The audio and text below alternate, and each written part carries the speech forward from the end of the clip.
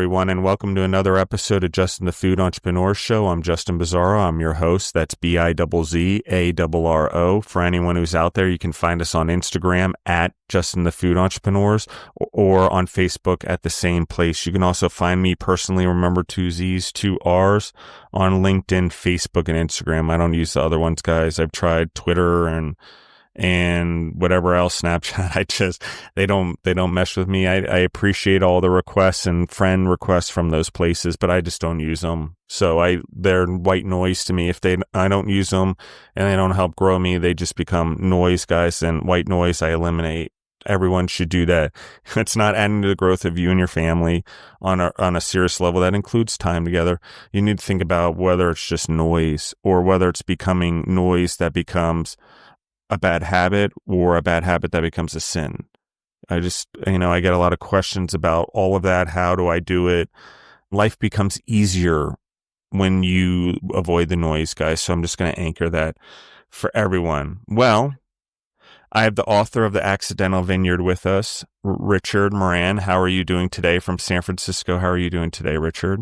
Hi, Justin. I'm great. Thanks for that intro about white noise. Yeah. I hope I'm not part of that. No. The podcast is I'll be honest about it. It sometimes can feel like I'm being distracted by it when I have other things going on. But the reality is I know that long term, no different than you writing a book, that I'm giving something hopefully to the world that outlasts me. It's my gift for all the blessings I've been given for now almost 27 years of entrepreneurship, maybe more than that if you count lawn mowing companies and farm stands on the side of the road. So let's talk about you, Richard, your story. We talked a little bit in pre-recording. You were a consultant. You're from San Francisco. You come from a business background, but I want to anchor it all the way back to Little Rich. Your background, your childhood, because I think it matters in the formation of who we are. And if we're going to help the formation of a future, it's important that we see how humans are formed when we are leaders, for lack of a better term. Yeah. Well, you're right. We're all formed by where we were when, as they say. So I am a lucky guy. I grew up in Rahway, New Jersey. Exit 9 off the New Jersey Turnpike for those out there. And, for those who don't know, Rahway is a meat and potatoes town, home of the Rahway Penitentiary and lots of manufacturing plants when I was growing up. So I don't want to say I was in any way an unfortunate child, but because I was very fortunate to have an extended family and big Irish Catholic family. But I was also a kid who knew it was a big wide world and wanted to see it. So went to college, left New Jersey. As they say, everything that's loose rolls into California. And I'm in California where I've been for a while, and part of the tech world, part of the Northern California scene. And it was an exciting place in 1849 for the gold rush. It's still an exciting place. And I'm here now in the middle of a lot of excitement that's going on in all kinds of innovative worlds. Yeah, I like this a lot, actually, because I'm too from the East Coast, Maryland, New York, New Jersey, Pennsylvania, those places. Spent a lot of time there over the years, Delaware, business-wise in particular. I do agree, obviously, the audience knows about Food Service Partners. Our first location was in California. So somehow I'm very similar in that. And I do actually agree that we kind of roll into California. California is a state that gets the reputation that you shouldn't do business there. I agree. It's hard. It's harder. There's a lot of people there. There's limited amount of resources, but there's also a lot of money. There's also a lot of business. There's also a lot of very intelligent humans that do business very well. And that combination, even in the lowest economic levels of society, even though I don't like talking about this because I don't really see the world this way, but if I were to label it that way and categorize it economically, even that, there's a level of savviness that comes with California and business because everyone's hustling. And by the nature of being so close together, I guess. Well, Justin, I just saw a statistic that I think your listeners will resonate with, and that is that in the United States, 80% of the population lives within 25 miles of where they went to high school. And on the one hand, it's a staggering statistic because it's a big world and, let's see it and get a passport and move around. On the other hand, it's great for those towns that they're not, especially in small towns in the Midwest and other places, those small towns need people to stay. So I am fascinated by that statistic about how most people stay close to where they grew up. I love it. And the audience should know I was more than 25 miles from my high school to get there. So that statistic won't apply for me. But I don't live anywhere near my high school. But I'm 3,000 miles away from my high school. Yeah. I'm about 1,800 miles, 1,800 and something. But yeah, I agree with that statistic. The part that actually concerns me, I would just say from a leadership standpoint, maybe from a world standpoint, maybe from a universal standpoint, is that when we stay too close in our bubble, we don't get exposure to the world. And that way we can be educated, we can gain experience in the world in those smaller circles, but we don't get much exposure to the world from a human level, from being a citizen of the world. You're right.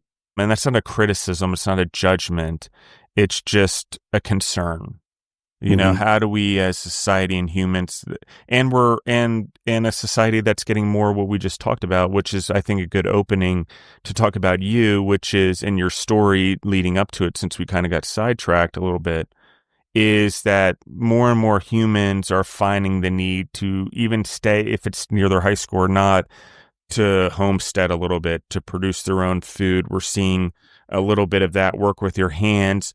Not only have a salary or a business, but also be generating money or trade at home. And we're seeing neighbors trade food. I mean, we trade food here, tomatoes for peaches with our neighbors as we grow them. So it's becoming more popular, not just because I'm doing it, but I see it. So let's talk about this a little more, Richard, the vineyard, the life with your hands, and sort of how you got here from little Richard to big Richard.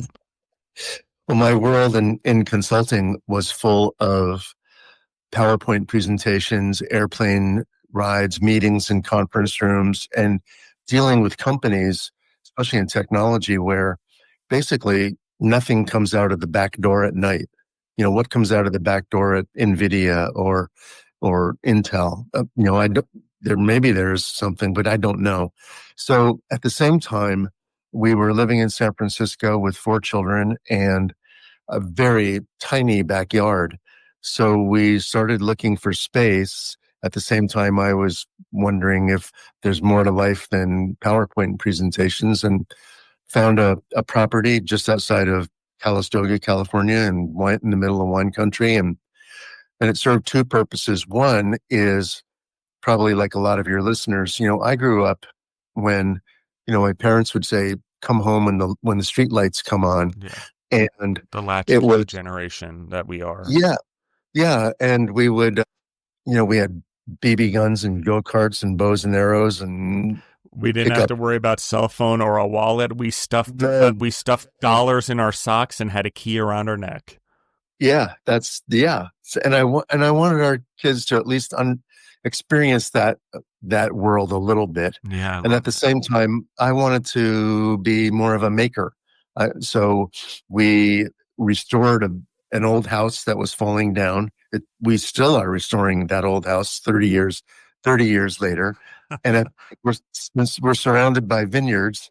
We started one, and lo and behold, I am not a gifted farmer, but I learned about it, and I really enjoyed the art of planting and of pruning and of picking.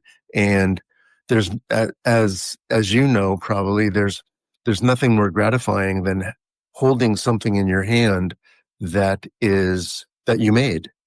So what I did was, to talk about the book, I chronicled that the adventures of our family right from the beginning about restoring the house and developing the vineyard. And that became the book that's about to be launched, The Accidental Vineyard. Let's talk about writing a book. Why? Okay, let's just start there. Like, what inspires humans to do it? Why take that level? Because it is a huge sacrifice, right? And I have got to imagine at the beginning it's a little bit difficult if you haven't written one before. And in business, we tend to try to keep things simple, where in writing, it's a little more complicated.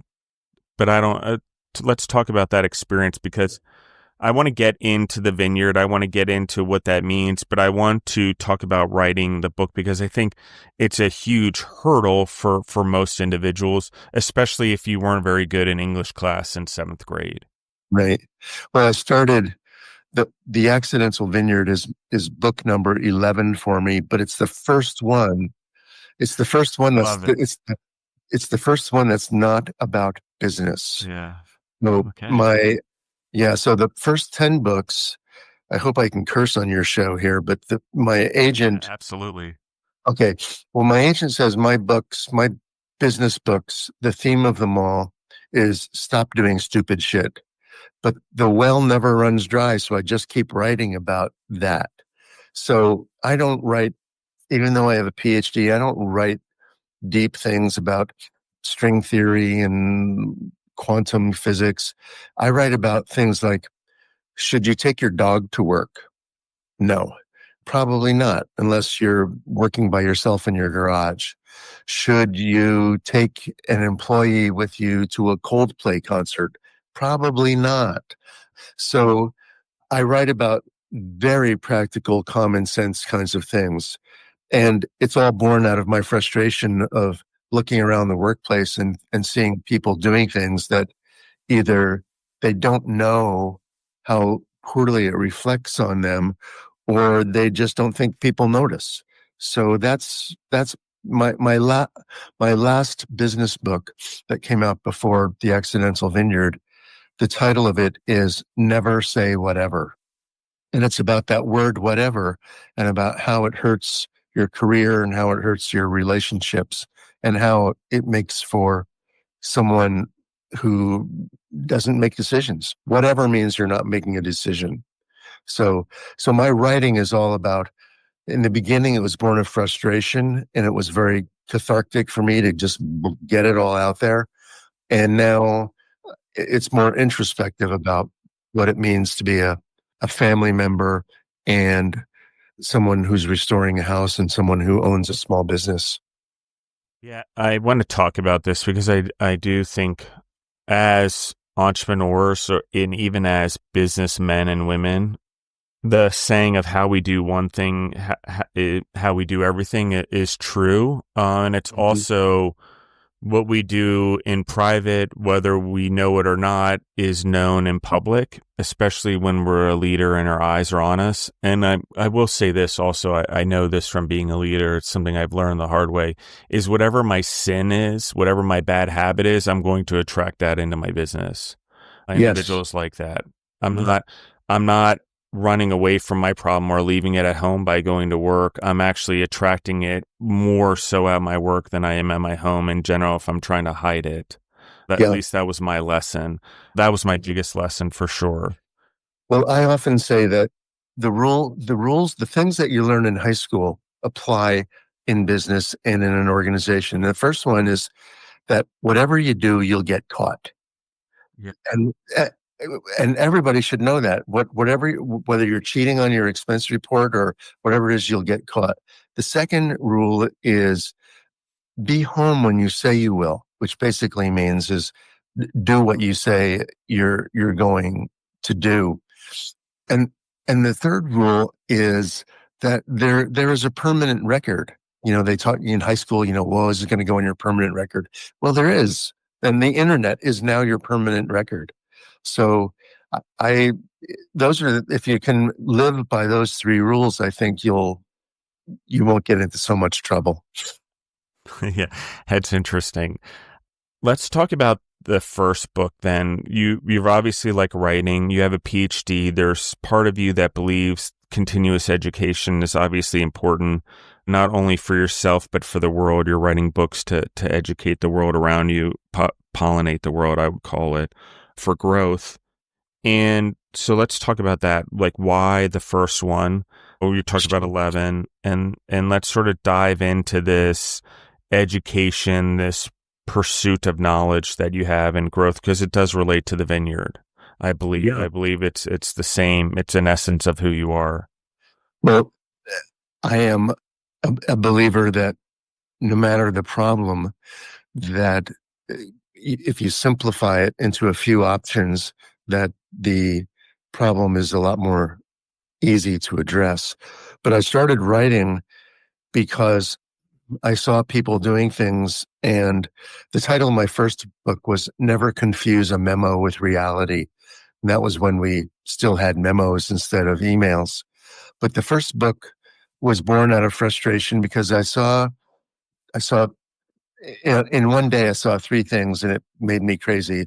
First thing I saw was someone who was giving a presentation and he prefaced every slide in the presentation with the phrase, "I know you cannot read this." Well, why is he showing it to us if we can't read it? So everybody stopped paying attention. The second thing that I saw during that same day was someone who was again giving a presentation, and happened to be a guy who was wearing clothes that didn't fit. And which, for guys, know that if you wear a shirt that doesn't fit, there's sort of a bow that is created between the buttons, and it just, so why do I have to tell someone to wear clothes that fit? And then the third meeting of the day was I was interviewing someone who was a great candidate, and it was going well, and we were both energetic. And halfway through the interview, she said, I need to stop you. I need to tell you something because it's really important, because you remind me of a golden retriever. And I thought, I like golden retrievers, but, I'm interviewing you for a job. I'm not sure you should tell somebody they look like a dog. So at the end of the day, I just wrote down 300 things that I thought people should know. Like, don't tell someone they look like a dog, wear clothes that fit, and show slides that people can read. And that became a best-selling book. That was my first one. It sold 400,000 copies. Wow. So it was not, so. Yeah, it was not born out of great literature. It was born out of common sense. And that's still my story. That is still what I'm trying to convey, common sense and how small things matter. Yeah, for sure. In my last book, I did some research, and I didn't do the basic research, but it's about the word whatever. And I think your listeners might be, this is the one thing they remember, that during the course of a day, during the course of today, you make about 30,000 small decisions. Hard to believe, but just think about it. People are making decisions about, should I keep listening? Who is this guy? Should I look him up? Oh, should I move? Should I go to San Francisco? Should I drink wine? And every time you say the word whatever, you're not making a decision, and that it's important to make those decisions. Conversely, in your entire life, Justin, you're going to make about 15 or 20 big decisions: where you live, who you marry, your career, children, your faith, a dog. I mean, there's not a lot. So it's those small decisions that matter. And that's what I'm trying to convey, both in my writing about business and in my writing about the restoration of a house and the vineyard. So let's talk about, you're obviously having success writing. You have success in a career consulting. You're traveling the world consulting CEOs. Why take on something else? Why take on a property? Why not just be like, I'm good. Thank you guys. I'll just keep writing. I'm cush. I am living a cush life, cushion, in my couch, sunk in. I don't need any more. Why continue to do it? Because you're You've got 10 books already. Now you don't have to write an 11. You don't have to take on an old house, and you certainly don't have to take on a bunch of farming. Yeah. No, I,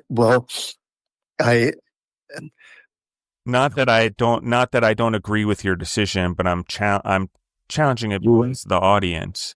yeah, I'm thinking about what did Robin Williams or Neil Young or somebody said, I'd rather wear out than rust. I mean, there's so many metaphors about about getting older and not giving up. So we took on the project as a family project. The restoration of the house. We like history. I love history. I love architecture. And we took on a house that was restoring a house that was built in 1870. And it's hard. And I am not handy. People, your listeners should know that, I'm at conflict with the physical world. So it was a huge challenge to restore the house, starting with new foundation, new electrical systems. You can imagine. So we wanted this to be a big family project, and we all agreed that we would take our time doing it. In fact, part of the arc of the story in the book is that when we looked at the grand staircase of this old house, I looked at my wife and I said, this would be a great staircase for Megan's wedding. And my wife looked at me and said, she's 4 years old. Well, fast forward, she just got married at the house and came down those stairs. So it became a family deal. It wasn't my career or my wife's career or the kids' school. It was all of us in this trying to pitch in. And I'm not ever going to be done. So I see too many men, especially my age, who retire and get bored. And that is never going to be my problem. So I wanted a big project, and this was sure one. And the farming is also a big project because both of those things were about learning about grapes, learning about grapevines, learning about the dirt. And for the house, it was learning about restoration. So it was a project that combined so many things that I wanted to learn about and so many things that I wanted to accomplish. Yeah, we kind of talked about this in pre-recording. I said it from my perspective, a spiritual direction, but I think this is true for men in particular, and I'll say this. I think there's this idolization of retirement, or if we just get here, then this will happen. And the problem with being idle and idolizing being idle is when we get there, and I'll say this because I've spent a lot of time in long-term care homes asking people questions and in hospitals for 24 years, guys, because I'm a curious person. I do ask a lot of questions. One of the things that I found, I talk a lot about some of the other things, but one of the other things I found is that how fast we lose purpose and life when we think something is going to be better on the other side. And that better is doing nothing or having nothing to do. Okay? Because listen, I will say this as a CEO and a business person and revenue officer and all the things that I was in a company, in a family company, and a company that I helped build, and all the things that it looked like at Food Service Partners amongst all the subsidiaries, is in the end, when it disappeared and it all went away and I had to move on with my life, I didn't know who I was. There was an empty space there because I was so young, 18, number one, but also because I didn't define myself anything other than what I was doing. Even though I was a Christian and went to Catholic school and all the things, I didn't really anchor myself in anything other than I thought this was what I was supposed to do for the rest of my life. And then I didn't get to a point, or I didn't accomplish something, there's that emptiness. So I think, and for me, the only way to keep going has been to find things to do, because in idle times are my worst times. But anyway, go on, Richard, you were going to say something. No, I agree with, there's a fear that I think, especially men again, have of becoming irrelevant. And irrelevant means, nobody calls me, nobody is interested in me. No, I have no friends. And the way to stay relevant is to stay engaged, is to stay, I have friends in the wine business. I have friends in the restoration business that we'd do anything for each other. And it's the relationship part of what being busy, not being idle, but having meaning in your life does. It helps you develop relationships. And as all the research shows, I mean, a successful life, a happy life, especially later in life, is all about the relationships that you've built. And being active generates relationships. I agree. Sports, coaching, taking a hobby, woodworking, whatever. I say a hobby, but some people, that hobby turns into the next career, the next thing in life, the thing to do for the remainder of their life. Yeah, right. Well, and creating wine is, people ask me, is it a hobby? And I say, no, it's not a hobby. It's a business. It's a passion, because we make more than I can drink. So we have to sell some. So it's about, building something. And part of it is legacy. Part of it is legacy. And part of it is also, for me, it was, I wanted a gathering place, a place. The word place is really important in the book, because we created a place that people love, that changes people's lives when they come to visit. They come and they look around and they say, wow, either I want this with you, or at the end of the weekend, they say, well, I don't want to be with you anymore because you don't want this and I do. So it has been revelatory about how a place and a family and what they do can be something that other people look at and say, that is something that I want to do too. Yeah. It's crazy, but I'll say it because I do believe this. You want to change a family pattern. You want to change a family legacy. It starts with your generation, and then it starts with the generation after you. What you instill in them as a guide, parent, however you want to look at it, coach, all the roles we play in that, both for humans and our own children. Let's talk about why wine, the idea that I'll call it an obsession turned into a business. Where did that sort of start? Where did you start noticing, hey, this is more than something I just enjoy casually or recreationally? Well, I'd like to say there was a big plan, because I like to plan, but the truth is that our little property is surrounded by huge vineyards of big ones, who make, hundreds of thousands of cases of wine. And one day, a vineyard manager from a neighboring vineyard came over and said, "Hey, we're finished planting, but we have an extra 1,000 Cabernet plants. Do you want us to plant them on your property for you?" I said, "Great."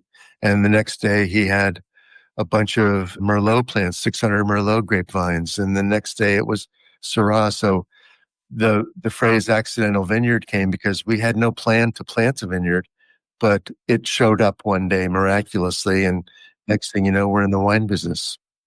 So that's how I can't make that story up, Justin. That's how it happened.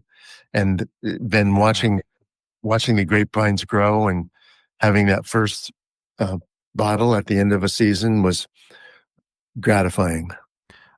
So as these vines are being planted, you're like, oh, I might have to take care of these things.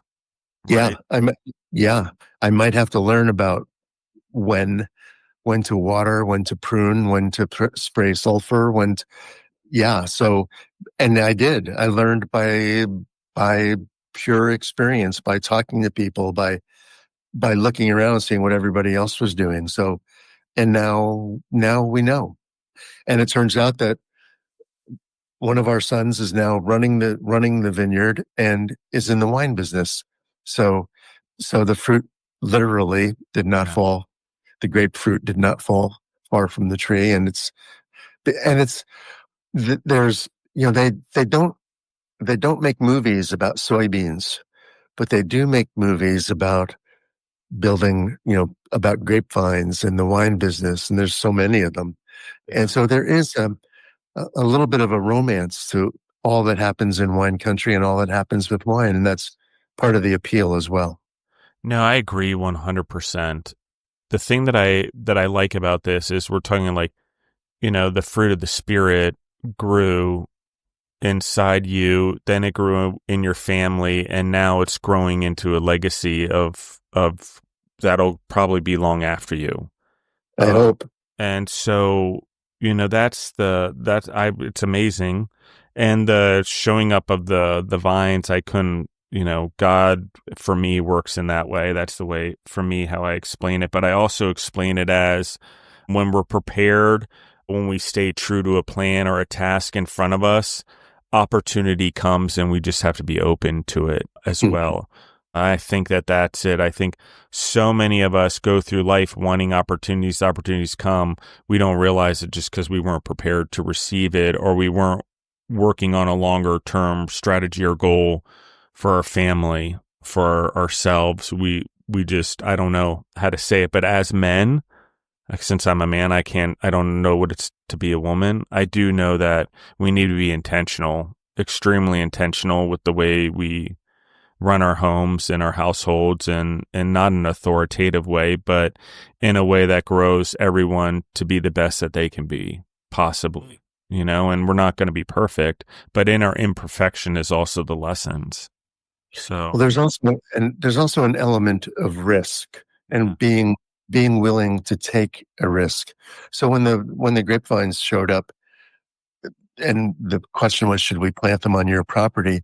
That was a risk, because then I had to figure out how to take care of them and pay for, their maintenance in years to come. So I think sometimes opportunity and risk are the same thing, and you need to be able to take both. Except I'm sure there's always the thing that's like, oh my gosh, when am I going to have time to write if I'm taking care of all these grapevines? Yeah. Mm-hmm. Right. Something like that. But the truth is, if it's being presented to us, most likely we are prepared for it. We just don't know it, And if we aren't yet, we have the skills to be. We have the ability to get the resources to figure it out, the dedication to it, the will, for lack of a better term. And I also operate from the sense of things work out. If you seize the opportunity and take the risk, things usually work out. Carpe diem. I'm an optimist, and things do work out. I do think things work out. So sometimes I give a commencement address at colleges, and my message is, I know you're full of anxiety and stress right now about your future, but hold on, because things do work out. It worked out for you. It worked out for me. And I think for most people it does. Let's talk about the vineyard a little bit, because you have the vines that are being planted. They're there. You start to work with them. How do you sort of transition where you're like, I think I can make a business out of this, because now it is a business. It's being run by your son. But what does that look like? Because that's a big step to go from, okay, I'm doing this, I have grapes, I'm making it, to being like, okay, let's make a business, and then running a business. I mean, you've consulted probably, we've talked about that, CEO, so you have all this knowledge, but there's a difference between having the knowledge and implementing the knowledge. Well, just to be clear, we make only a few hundred cases of wine. That's still a lot to me. I'm like, it's still an accomplishment, but yeah, go ahead. So we are too small for any distributors to handle us. So we're never going to be on any shelf. You know this business well. So we're never going to be on in a distributor's book. So it became a process of telling our story about how this is a family business and how it all came together with the house and the family. And as you know, and as your listeners know, selling wine, selling any product that's really hard to differentiate, is about your story. It's about the story that you can tell. So our story is, about the family and building the business, but we have to go through direct to customers. So we have a wine club. The name of the winery is Moran Manor, Moran Manor, which is an anagram, and that's the name of our wine. And so we sell out almost every year because we limit production to what we know we can sell. And that's been the core of the success of the business. Yeah, it's just, I love it because I think that it's a lot of people quit when their product can't be distributed. I'll be honest, and across food and beverage. But it takes a persistence, a dedication, a love. You have to love what you're doing, guys, to be entrepreneurs and to really get through the harder times. Also, I'm going to say this because it's just good for this topic that we're on, is if you don't truly love what you're doing and want to grow at it and be humble in it, you don't read books, you don't seek advice. In the long run, the Napoleon thing starts. It's hard. I see it with friends. And as we've gotten older and 20, 30 years into business, we think it's us, not everyone else, or opportunity or whatever. Yes, we're a part of it. But my point being this is there's one, we either lose ourselves in it. We think it's about us and we forget that it's about more than us, about growing the humans, the community, all the things. That's one. Or number two, we give up too quickly. And so there's a balance there in life, as there is in all things in life. But for you guys as a family, talk to me about the ups and downs, the learning lessons, the failures, because I can't imagine it was all success at first. I've got to imagine there's bad bottles or bad processes. Yeah. What does that look like when you're trying to start a wine business? Sure. Well, it's a bootstrapped business. And so the first year we had tons of grape juice, tons of grapes to pick, and then tons of grape juice. So we got all of our friends together and did the bottling by ourselves and the crushing by ourselves. And the wine was terrible. Maybe it was we picked on the wrong day. Maybe it was bad karma. I don't know, but we recognized that the wine was terrible the first year. The second year, it was pretty good. And we were able to, so the first year we didn't sell any, we didn't release it. The second year was pretty good. And we sold some to our friends and we're happy about that. And then the third year, the wine was great. And it ended up on the restaurant list in Manhattan, in New York City. And that it was the pivot that made us successful. But I want to say one thing that's consistent with our story, and that is, just like food, wine is full of rich people who show up and think that they can make a $200 bottle of wine the first year and be a big success. What we wanted to do was make an authentic wine, a reasonably priced wine that would be good with spaghetti on a Tuesday night dinner. So it was not something that you would cellar and show your friends and be proud of it. We wanted our wine to be accessible and authentic, and that's where it still is. So there, the ups and downs were there, but the downs were when we started, it wasn't good. And then the big up was when it went into a 5-star restaurant in Manhattan, and then we could point to that wine list and say, look, here we're on it. And the rest, since then, we're no longer on that list. We're on some restaurant lists, but since then, it's been a process of using our story and maintaining a reasonably priced wine and selling it to those who like reasonably priced good wine. I like this a lot, and I agree with this. I think too often in life and consumerism, we look at things as collections versus enjoyment. We're holding on to it. And I get sentimental things. Don't get me wrong, guys. I think there's a certain amount of sentimental things we hold on to emotionally that are important. But I I like this because I think that it's in the world that we live in the growing of the population, the way that it is, and I know from a food perspective what that means.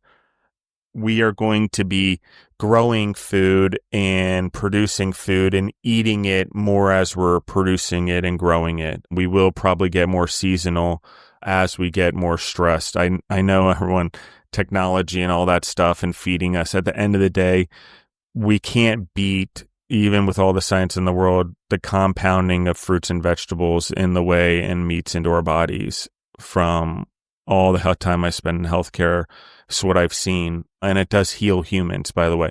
And this, what we're talking about here, drinking it wholesome from a family farm, that's not rushing it, that's putting a lot of love into it. That energy matters in food and beverage. And think I'm crazy? Get really angry and make dinner for your family and see the result after dinner.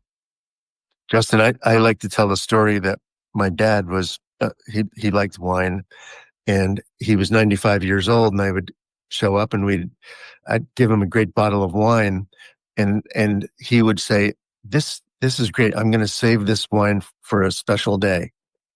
And I said, Dad, you're 95 years old.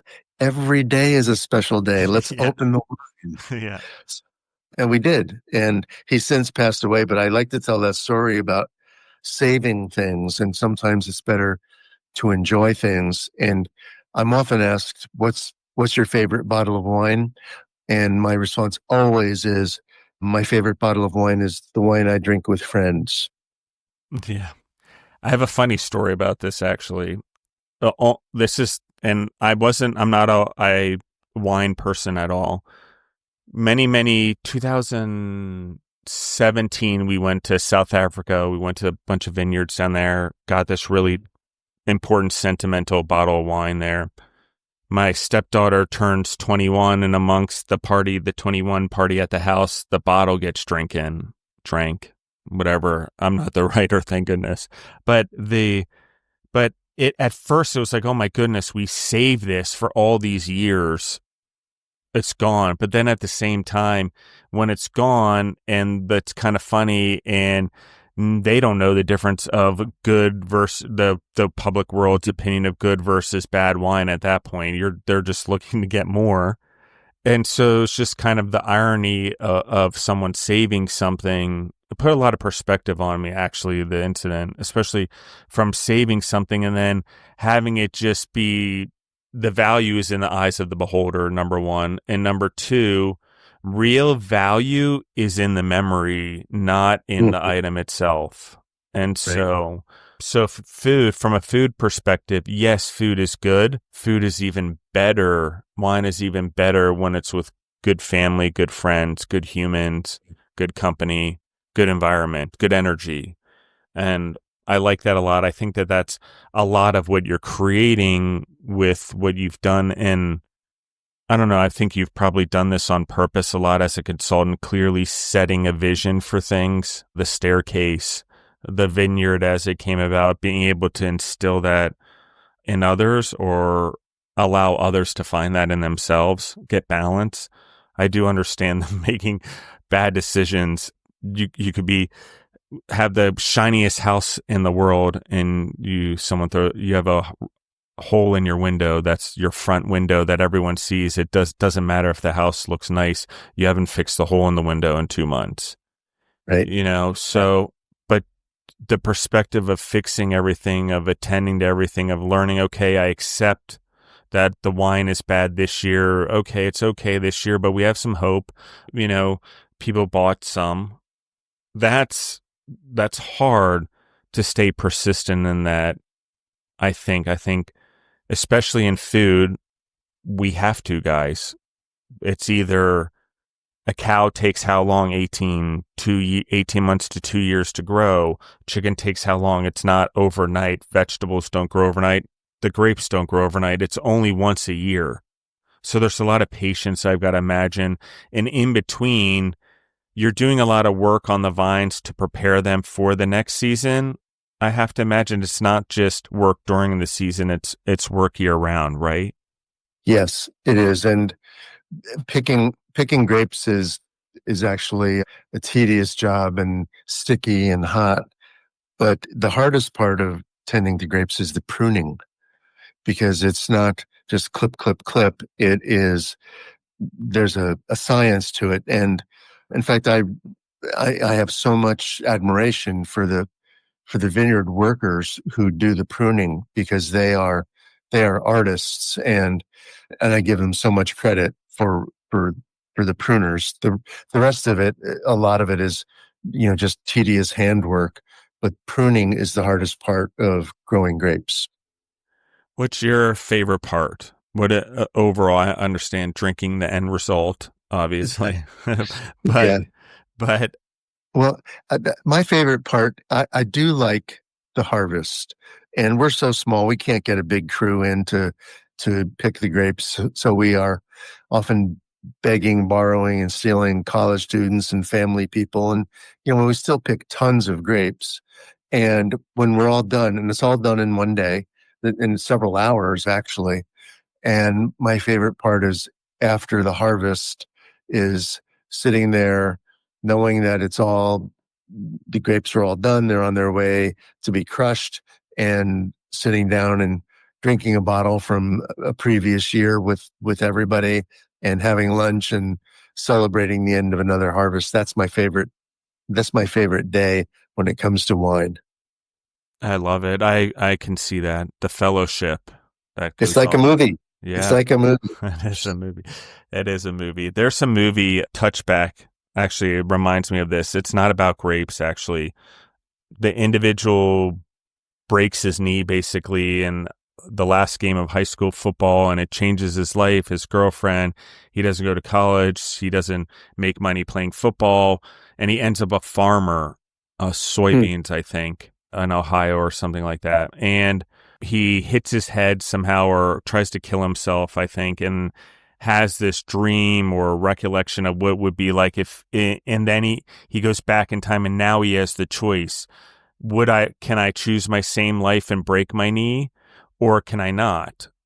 Right. But what he realizes in breaking his knee, when he chooses that he's going to just do the same play, he has to do the same play all over again, through the same pain all the time in the hospital, the rehab. He's going to choose it again if he's stuck in this life again, because he wants the wife, the kids, the family, the community that comes and shows up for him when his combine breaks down and he needs to hand pick his soybeans.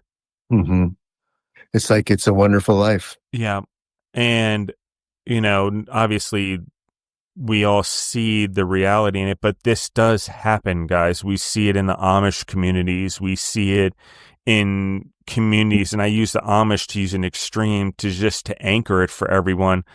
The collaboration to build barns, everyone's like, oh, they don't drive carts. Yeah, but they still use electric if it's solar generated. They're just not attached to the government. They'll still use cell phones. It's just the cars and the essence of the Amish people. I'm gonna go down a rabbit hole. Is getting the family together for dinner every night. And if people are in cars and driving around, and the accessibility, it limited the ability to do that. So it just, for some reason, became that. It's not that they don't have electric scooters that are battery running up and down everywhere, and that they don't have lights on their carriages that are generating electricity, or they don't have a cell phone that's being powered by a solar panel now, or they have solar generators in their houses. I just want everyone to understand that the choice around the cars was a decision around bringing the family together every evening. It doesn't make sense to all of us, because you think if we were more efficient and we could get places faster, that would mean the family was together. But it's not necessarily that. I want to emphasize it against Richard's book, which is, if the family, the community, we don't come together, the miracles don't happen. That's right. And so for the fellowship of the Amish, that's what it means. Why am I saying this? Because look at the way they come together and build things. When someone is getting married, the community comes together and builds a barn for them to get married in, and then also so they can use in the future to prosper and use on the land. They get married in the barns that they built and the community gives them, so they always have a reminder to give back to the community. It's very important. And I think that that's what we're talking about here with the grapes and why Richard's story is so important and why his background for everyone as an entrepreneur. We plant seeds figuratively and realistically in our lives. And along the way, those grow into something, whether we like it or not. Our interactions, the way we react to things, the way we run our businesses, the way we influence people. If we are stern, that doesn't mean that I'm saying everyone should be a pushover. Lessons are learned when we hold a line with individuals also and fire them. They may learn, hopefully, or a few times and have an opportunity to do better. I've learned from my failures. Certainly, we just talked about the bad wine. We learn, we get better, we humble ourselves along the way. If you could say anything, Richard, from the vineyard to writing the books to consulting, the things that have had the most impact on you to be a better leader, what would they be? Because you've obviously accumulated a lot for others, but what are sort of the things that have forced you to be a better leader in the world or in your family? Yeah. Well, there's several things. One is that, and you touched on this, Justin, and that is, I use the phrase of it's just three words, and that is actions follow intent. And if you know what your intent is, if you know what your intentions are, then the actions are clear. So, for example, if your intent is to lose weight, you act like you're on a diet. If your intent is to stay married, you act like you are married. If your intent is to develop a family business, then your actions are about developing family relationships and getting everybody involved. So that's one thing that I think is a good leadership lesson.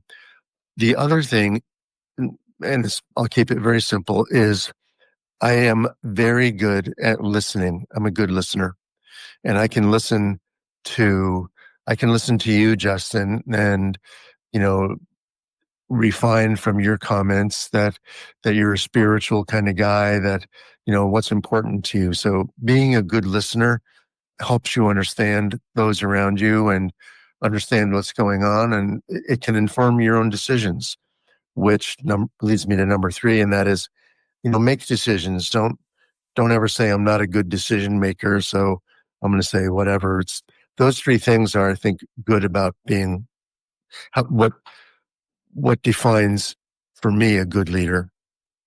I like that. I'm going to have to read the whatever book because I agree with this in its entirety. No one takes ownership. That word means I don't take ownership of myself or my life or whatever, at least from my perspective. It's an interesting one. The other one that I don't like that's similar is it doesn't matter. When everyone says, oh, it doesn't matter. Of course it matters. Everything we do matters. Every decision we make matters. And the more, to your point of the intent that we have, the better. And I will be honest, in general, guys, people get frustrated with me. In general, people that are in a rush or want things now when they want it, when they need it now, frustrate with me. And I'm going to say, I don't know if I've ever said this to anyone. And that's generally because I have a lot of discernment, and I have a lot of patience, and I have a lot of wanting to be able to take the same amount of time you took to think about it to get to me, to think about a reaction to you to it. Because I think so often, particularly in business too, and what you said earlier about men wanting to be the end all be all, the answer, the fixer, the whatever, is we want to be quick and we want to deliver and we want to get that gratification for ourselves too, and we want to deliver it to others. But one of the problems I've seen is when we're so quick to do it, we often make things worse than they are, or we don't actually understand what's truly being asked. And that's the listening part. But also, what I will say is we don't understand that how long that individual has had to think about whatever it is. So 1, we need to ask questions. And 2, we need to take the same amount of time to think about it before we give an answer, or the amount of time we think is appropriate to give a suitable answer where we're not doing a reactionary answer. And I know that's hard, guys, but even in war, you're going to need to pause, pick your head up, and look around and see what the variables are before you make a decision, because that's what it is. That's part of even military leaders. You need to pause, pick your head up, and look around. And so I think that that's listening to. I think that's what we're talking about. But I think that that's also, guys, having discernment in our businesses and not needing to react or have a FOMO, fear of missing out moment. It's those things can lead to bad decisions and desperation. And never make a decision when you're desperate, and never make a decision for someone else when they're coming to you in desperation.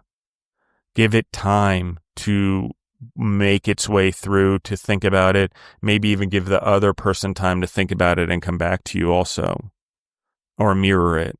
I don't know, but I do find that time and pausing and just listening, and then giving yourself the grace and the time to not have to solve the problem right away as a male, or want to get it off your plate as fast as possible, sometimes is a good thing. I'm not saying to let it sit there. Don't do that. But with intent, address it as you have time, and then go back and deal with it. But I don't know if you agree with that, Richard, but for me, I have found, well, even in my own employees or own business partners, that need to react or need to feel important outweighs the need to make as you said, a wise decision or a common sense decision. Mm-hmm. It's not hard. It's just taking the time. Yeah. And that's all we have, guys. That's our most valuable resource. The rest of it doesn't matter. It doesn't last. We can do things with money. Money's important. Don't get me wrong. That's why we profit and build businesses, build lives, help people through school, pay taxes, build roads, help school systems, whatever. But in the end, the most valuable thing we can do is take time. And you're not doing the other person a disservice. You're doing them a service. You're allowing yourself the time with your wisdom and time, maybe even to get advice from other people without giving away a secret or hurting the other person's anonymity, to ask questions, to follow up and give the best answer possible. I've enjoyed today, Richard. Thank you very much. I think you're a very valuable resource to this world in many ways. The books, what you're doing with the vineyards and the grapes, the story, the hope that it gives other families, because I think there are other men and women out there who believe that families can be run in this ethos that we're talking about, that overall, that guiding, setting goals. It's not easy. It's not perfect. I'm not painting it that way, guys. But what I am saying is that with intent and with goals and with drive in a family, there can be not only the elevation of the family, but the elevation of a community. Well, thanks, Justin. I've enjoyed talking to you and learning about you too. Yeah. I'd love to have you back on the show anytime you want, Richard, to dive more into the book or any of your books, as well as get into some of the questions. Let's start here since we're out of time. Where can they find you online? Where can they find your books? How can they find more about you? How can they find more out about the wine? So on and so forth. Sure. Well, the title of the book is The Accidental Vineyard, and it's anywhere you want to buy your books on Barnes & Noble or Amazon or your local bookstore. I can be reached at richardmoran.com, and I do look at that. And I also am easy to reach on LinkedIn. If you're a LinkedIn person, I have over 100,000 followers there who want to talk to me about what's going on in the workplace, and I'm happy to respond as I can. I'm not hard to find. And I hope that your listeners got something out of all this, Justin, about, there's about reinvention and about building something and about holding something in your hand at the end of the day that you made. I hope so too. And I'd love to really dive into more of these things in detail and just some of your mindset and all of your adventures, because I'm totally, the human journey and who we become is really important. And the last thing I'm going to leave with everyone, one of the most important lessons I ever learned in life was Michelangelo. For some odd reason, guys, he led me to Leonardo, which Leonardo really led me to, you can be a master at many things. The idea that I need to focus on one thing and be really good at just that one thing is just not true. It hasn't ever been true. We can be a master of many things. If we put our lives into it, we can get degrees in many things. We can become experts at many things.